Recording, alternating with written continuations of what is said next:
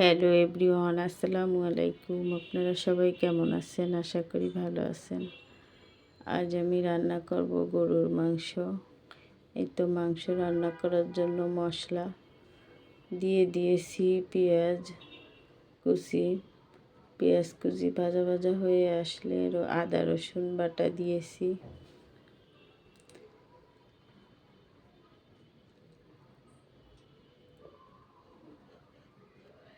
মাংস ভালোভাবে কেটে ধুয়ে নিয়েছি। আদা রসুন বাটা ভাজা ভাজা হয়ে আসলে আমি গুঁড়া মশলা দিয়ে দিয়েছি। মরিচের গুঁড়া, হলুদের গুঁড়া, জিরার গুঁড়া, ধনিয়া গুঁড়া, গরম মশলা, এলাচ গুঁড়া এগুলো দিয়ে দিয়েছি। দিয়ে মশলা ভালোভাবে কষিয়ে নিচ্ছি।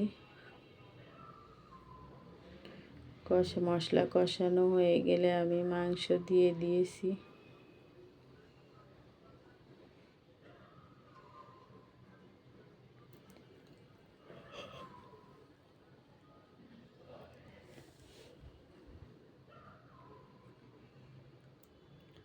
মাংস কষানো হয়ে আসছে।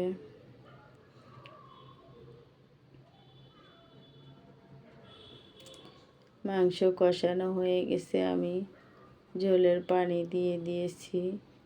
ঝোলের পানি টেনে আসলে আমি আলু দিয়ে দিয়েছি। রান্নাটা আমি একটু দ্রুত দেখাচ্ছি। আলু দিয়ে আবার কষিয়ে নিচ্ছি। অনেকক্ষণ জাল করার পর মাংস অনেকটা সিদ্ধ হয়ে গেছে।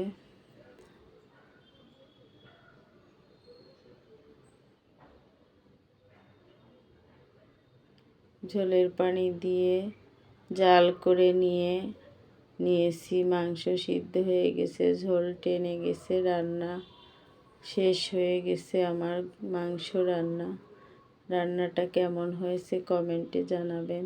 বেশি বেশি করে শেয়ার করে দিবেন। আজ এ পর্যন্ত, আল্লাহ হাফেজ।